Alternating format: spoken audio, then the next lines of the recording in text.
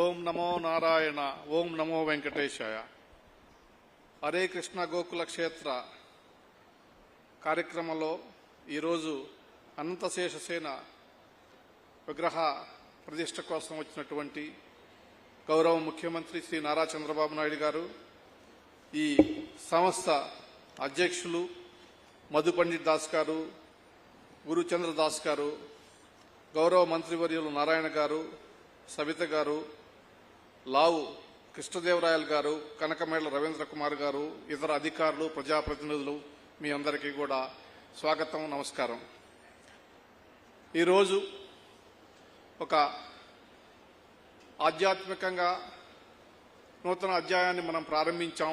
ఈ ప్రపంచ అధునాతనమైనటువంటి అమరావతి నగరంలో ఒక సత్సంప్రదాయాన్ని స్థాపించి గొప్ప మనస్సుతోటి ఈ అద్భుతమైనటువంటి నగరాన్ని దేవుని ఆశీస్సులతోటి అతి త్వరలో నిర్మాణం పూర్తి కావాలనేటటువంటి సంకల్పంతో మనమంతా ఇవాళ ఇక్కడ ఈ కార్యక్రమానికి రావడం జరిగింది. మీకు తెలుసు, ఈ రోజుల్లో దేవాలయాల్లో కూడా రాజకీయాలు ప్రవేశించి దేవాలయాలను కూడా నిర్మించకుండా ఎన్ని అవరోధాలు కలిగించారో అనేటటువంటి విషయానికి ఈ సంస్థ, ఈ యొక్క దేవాలయమే కారణం. అనేక సంవత్సరాలుగా మరి కోర్టులో వాద్యాలు వేసి అనేక రకాలుగా ఇబ్బందులు పెట్టి ఈ దేవాలయ నిర్మాణానికి ఆటంకాలు కల్పించినప్పటికీ కూడా దేవుడు ఉన్నాడు. అదేవిధంగా దేవునికి సేవ చేయడం కోసం చంద్రబాబు నాయుడు గారు లాంటి నాయకుడిని ఈ దేవుడు సృష్టించాడు. కాబట్టి ఆయన నాయకత్వంలో మళ్ళా ఇవన్నీ పునరుజ్జీవింపబడుతున్నాయి, ఒక శక్తిని ప్రసాదించేటటువంటి పరిస్థితి ఉంది.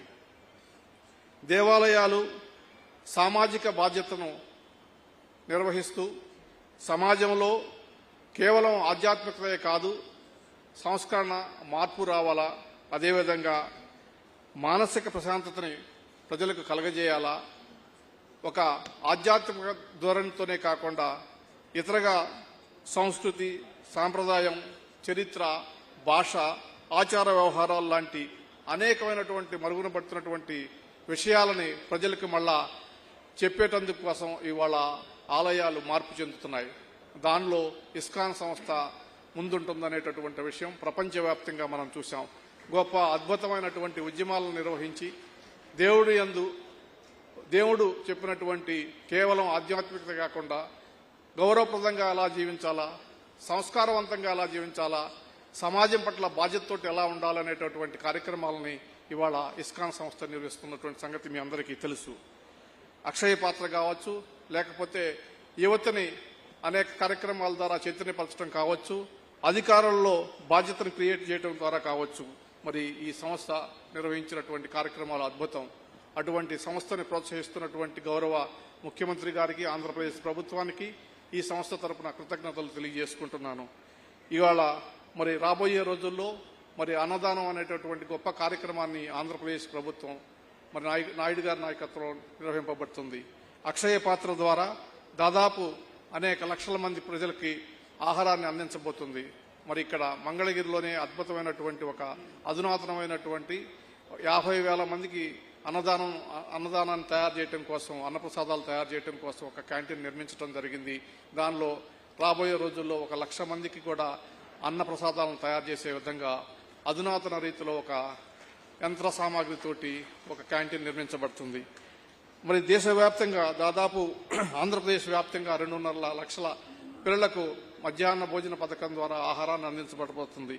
ఇటువంటి గొప్ప కార్యక్రమాలను చేపట్టి సామాజిక బాధ్యతతోటి మరి ఈ రోజున ఆహారం లభించక, లేకపోతే వివిధ కారణాలతోటి ప్రజలు ఏ రకంగా ఇబ్బంది పడుతున్నటువంటి పరిస్థితులతో మీరు చూశారు. ఆ పరిస్థితి నుంచి వాళ్ళు బయటపడటానికి ఏ ప్రజలు కూడా ఎవడు కూడా ఆకలితోటి, అర్ధాకలితోటి కానీ ఆకలితోటి కానీ అలమటించకూడదు అనేటటువంటి ఒక అద్భుతమైనటువంటి సందేశంతో ఈ సంస్థ పనిచేస్తుంది. ఆ సంస్థకు సహకరించి ఈ సంస్థ అనేక రకాలుగా మద్దతు ఇస్తున్నటువంటి గొప్ప నాయకులు చంద్రబాబు నాయుడు గారికి మరొకసారి కృతజ్ఞతలు తెలియజేసుకుంటూ ఈ సంస్థ ఇంకా అభివృద్ధి చెందాలని మీరందరికీ కూడా ప్రత్యేకించి దేశవ్యాప్తంగా ప్రపంచవ్యాప్తంగా ఉన్నటువంటి తెలుగు ప్రజల యొక్క ఆశాజ్యోతి అయినటువంటి చంద్రబాబు నాయుడు గారికి వెంకటేశ్వర స్వామి, లక్ష్మీ నరసింహస్వామి, శ్రీకృష్ణ భగవాన్ ఆశీస్సులు అందజేయాలని చెప్పి కోరుకుంటూ సెలవు తీసుకుంటాను.